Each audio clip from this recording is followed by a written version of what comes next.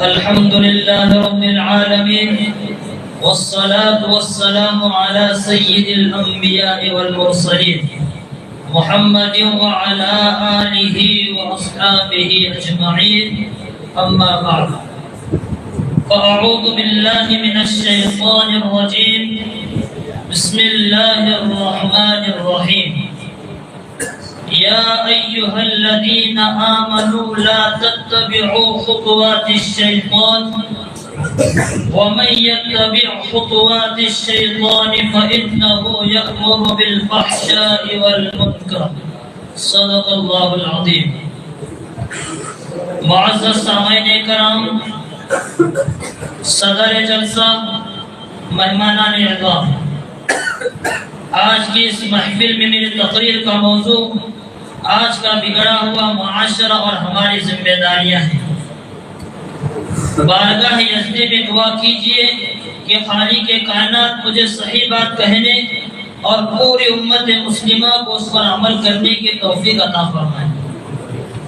ملت اسلامیہ کے نوجوانوں، آج کے اس دور میں ہمارا معاشرہ اور سماج کن کن خرابیوں سے دوچار ہے، اس کے اسباب اور وجوہات کیا ہو سکتے ہیں، ان سے مقابلہ اور دفاع کی کیا تدابیر ہو سکتے ہیں، ان کو اس مختصر سے وقت میں بیان کرنا دشواری نہیں بلکہ ناممکن سا معلوم ہوتا ہے.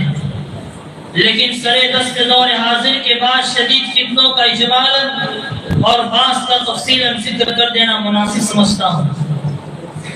ملت اسلامیہ کے نوجوانوں، وہ اسباب جنہوں نے معاشرے کی بنیاد کو ہلا کر رکھ دیا، امت مسلمہ کے دامن عفت کو تار تار کر دیا، غیر شرعی کاموں کے لیے منت ماننا، والدین کی نافرمانی کرنا، مردوں کا ٹخنوں کے نیچے پاجامہ پہننا، غیر محرم مردوں اور عورتوں کا بے محابہ ملنا، لغو و تفریحات میں وقت ضائع کرنا، ریڈیو ٹیلی ویژن پر حیاسوز مضامین کا نشر ہونا، ان کا دیکھنا اور سننا، سینما دیکھنا، جوا کھیلنا، عورتوں کا بے پردہ رہنا، ننگے سر گھومنا، باریک لباس پہننا، شوہروں کی امانت میں خیانت کرنا، دفاتر میں نامحرموں کے ساتھ کام کرنا، تقاریب شادی میں روپیہ پیسہ نمائش کے لیے خرچ کرنا، لڑکوں اور لڑکیوں کا کالج میں مخلوط تعلیم حاصل کرنا، رشوت لینا اور دینا،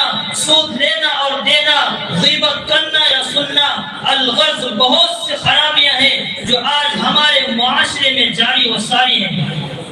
معزز سامعین کرام، یہ بھیانک بیماریاں ہیں جن کا تذکرہ میں حضرات کے سامنے اجمالی طور پر ذکر کیا. طول میں نہ جاتے ہوئے بعض شدید فتنوں کی وضاحت کر دینا چاہتا ہوں. مناسب معلوم ہوتا ہے کہ اول اس فتنے کا تذکرہ کیا جائے جس نے معاشرے میں شرم و حیا کا جنازہ نکال کر مکاری و عیاری کو عام کر دیا، جسے لوگ سینما سے یاد کرتے ہیں. حضرات، ایک دور وہ تھا جس میں گانا بجانا، ناچنا، غیروں کے سامنے منہ کھول کر بیٹھنا معیوب شمار کیا جاتا تھا. اونچے بڑے درجے کے لوگ تو درکنار، کم درجے کے لوگ اسے بے حیائی اور برا فعل یقین کرتے تھے. کیا کسی کی شرم و غیرت اس بات کی اجازت دیتی تھی کہ اس کی بہو بیٹی دوسروں کے سامنے ناچے اور گائے؟ کیا یہ ممکن تھا کہ ہم ناچ گانوں کی محفلوں میں اپنی عورتوں کو بے پردہ بٹھا دیا جائے؟ ہرگز نہیں. لیکن افسوس، صد افسوس، آج ہر شہر میں ایک نہیں کئی سینما نظر آتے ہیں جہاں مردوں اور عورتوں کے گول نظر آتے ہیں. شریف زادیاں خود ایکٹروں کے فرائض انجام دیتی ہے، گندے اور فحش قصوں کے اداکاریوں میں اجنبی مردوں کے سامنے نہایت بے باکی سے حصہ لیتی ہے. شرم و حیا ان پر ہوتی ہے. ان کے سامنے مردوں اور عورتوں کے گروہ بیٹھے ہوتے ہیں جو کہے لگا کر خوب ان کی داد دیتے ہیں. یہ خود اپنی تہذیب کا مذاق اڑاتی ہے. ہائے افسوس، ہماری عقل کہاں چلی کئی مالدار اور غریب سبھی اس بیماری میں مبتلا ہے. سنیما دیکھنا ضروریات زندگی میں داخل ہو گیا ہے. پیارے آقا صلی اللہ علیہ وسلم نے فرمایا میں گانے بجانے کو مٹانے کے واسطے بھیجا گیا ہوں. ہم آپ صلی اللہ علیہ وسلم کے امتی ہیں. بڑے زور و شور سے مسلمان ہونے کا دعویٰ کرتے ہیں لیکن خود فلمیں بناتے ہیں دیکھتے ہیں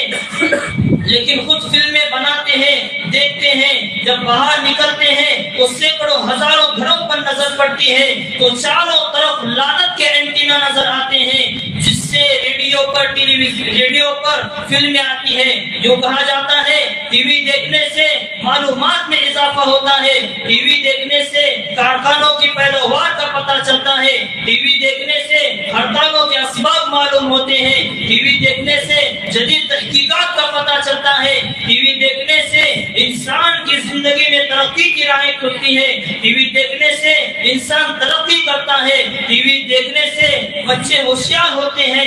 ہائے افسوس ایک حرام اور ناجائز چیز کے فوائد بیان کر کے اسے جائز سمجھا جاتا ہے. اس سے آگے بڑھ کر عرض کروں آج ہر بچے کے ہاتھ میں موبائل فون نظر آتا ہے. ملت اسلامیہ کی جیانوں ہماری ذمہ داری ہے کہ ہم قوم و ملت کو اس بیماری سے بچانے کی فکر کریں. تقریر اور بیاناتوں کے ذریعے ان کی قباحتوں کا تذکرہ کریں. تصنیفات اور تالیفات میں امت کو سنیما سے بچنے کی تعلیم دیں. پیارے آقا صلی اللہ علیہ وسلم کے گھروں کے احوال ان کے سامنے رکھیں جو قیامت تک آنے والے انسانوں کے لیے نمونہ ہے. اپنے رشتہ دار گھر والوں متعلقین میں اس وبا عظیم کو جنم نہ لینے دے. اخبار اور رسائل شائع کر کے امت کو اصلاح معاشرے کا درس دے. حضرات کسی نے کیا خوب کہا ہے برباد گلستان کرنے کو ایک ہی الو کافی تھا, برباد گلستان کرنے کو ایک ہی الو کافی تھا, ہر شاخ پہ الو بیٹھا ہے انجام گلستان کیا ہوگا. قوم کی تباہی و بربادی کے لیے ریڈیو ٹیلی ویژن ہی کافی تھے مگر یورپی اقوام اور دشمنان اسلام نے مسلمانوں کو تباہی کے غار میں دھکا دینے اور ان کے پاکیزہ معاشرے کو بد سے بدتر بنانے کے لیے بے پردگی کا درس دیا.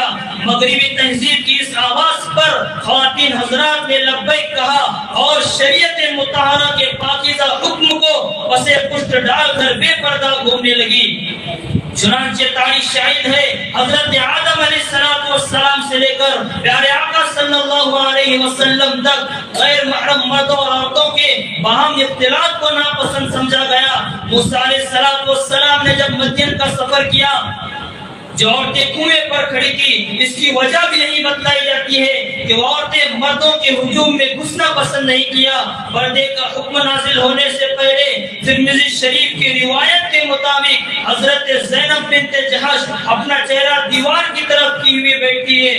اس پردے کا حکم نازل ہونے سے پہلے جو مرد اور عورت شریف خاندان سے تعلق رکھتے تھے بے تکلف ملاقات کا رواج نہ تھا. قرآن کریم نے جو زمانے جاہلیت کی عورتوں کی بے پردگی کا تذکرہ کیا ہے وہ لونڈیوں اور آواری عورتوں کے بارے میں ہے. زندگی کے ہر شعبے میں عورتوں کو ساتھ رکھنا یورپی اقوام کی پیداوار ہے.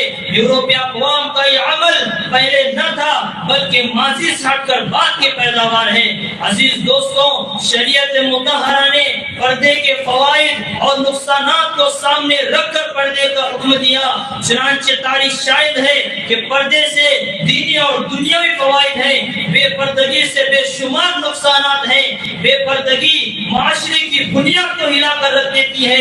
بے پردگی جسمانی قوتوں کو فنا کرنے کا آلہ ہے. بے پردگی سے دلوں کی پاکیزگی ختم ہوتی ہے. بے پردگی سے فتنہ و فساد کا دروازہ کھلتا ہے. بے پردگی سے مکاری و عیاری عام ہوتی ہے. بے پردگی سے زناکاری, بدکاری, مکاری و عیاری عام ہوتی ہے. بے پردگی سے معاشرے میں بد انتظامی, بد اخلاقی جیسے ملحق بیماریاں وجود میں آتی ہے. نیز اس سے آگے بڑھ کر میں عرض کروں بے پردگی سے شریعت کا حکم ٹوٹتا ہے. بے پردگی سے اللہ اور اس کا رسول ناراض ہوتا ہے. ہماری ذمہ داری ہے کہ ہم عورتوں کو تاکید کے ساتھ پردے کا حکم دیا جائے. ازواج مطہرات کی پاکیزہ زندگی ان کے سامنے رکھی جائے. قرآن کریم میں کس قدر پردے پر زور دیا گیا ہے، احادیث مبارکہ میں کس قدر پردے کی اہمیت وارد ہوئی ہے، وہ سب ان کے سامنے رکھے جائے، پردے کی فضیلت اور فوائد کو بیان کیا جائے۔ اگر پردہ ہوگا تو عورت کی شرم و حیا باقی رہے گی، اگر پردہ ہوگا تو اچھے نتائج سامنے آئیں گے، اگر پردہ ہوگا تو فتنہ فساد کا دروازہ بند ہو جائے گا، اگر پردہ ہوگا تو پاک دامن خواتین کا چہرہ اوباش اور بدکار لوگوں کی نظروں سے محفوظ رہے گا، اگر پردہ ہوگا تو عورت کی شرم و حیا باقی رہے گی، اگر پردہ ہوگا تو شریعت کے حکموں پر عمل ہوگا۔ اس سے بڑھ کر بیان کروں، اگر پردہ ہوگا تو آخرت میں نجات کا سامان ہوگا۔ پیارے دوستو، کسی شاعر نے کیا خوب کہا ہے گل کے لیے رنگت کے لیے پردہ ہے، گل کے لیے رنگت کے لیے پردہ، سیرت کے لیے صورت کے لیے پردہ، کیا خوب بنایا ہے ستار حقیقی نے، پردے کے لیے عورت کے لیے پردہ۔ ہماری ذمہ داری ہے کہ تاکید کے ساتھ اپنی عورتوں کو پردے کا حکم دیا جائے، بے پردہ تعلیم حاصل کرنے سے اپنے بچوں کو روکا جائے، دینی محفلوں میں اس پر زور دیا جائے کہ نیک اور با پردہ خواتین کی زندگی ان کے سامنے رکھی جائے۔ پیارے دوستوں، آج کے اس پرفتن دور میں فساد کا ماحول ہے، سنیما ہال فواہشات سے مزین ہے، عورتیں بے پردہ بازاروں میں گھوم رہی ہے اور باطل فرقے مسلمانوں کے عقائد پر ڈاکہ زنی کی کوشش کر رہے ہیں، الغرض بے حیائی کا بازار گرم ہے۔ پیارے دوستوں، آؤ ہم سب مل کر اس بات کا عہد کریں کہ تادم حیات ہم اسلام کی پاسبانی کریں گے، ایک ایسا صالح معاشرے کی تعمیر کریں گے جو انسان کو ظلمت و تاریکیوں کی گھٹا ڈوب اندھیرے سے نکال کر اپنے خالق و مالک سے رشتہ عقیدت کو مضبوط کرنے میں معین و مددگار ثابت ہو۔ اللہ تبارک و تعالیٰ سے دعا ہے کہ اللہ تبارک و تعالیٰ ہمارے معاشرے کی تمام خرابیوں کو دور فرمائے اور ہمیں ایک صالح معاشرہ نصیب فرمائے اور ہمیں اپنی ذمہ داریوں کا احساس کرنے کی توفیق عطا فرمائے۔ آمین ثم آمین وما علینا الا البلاغ۔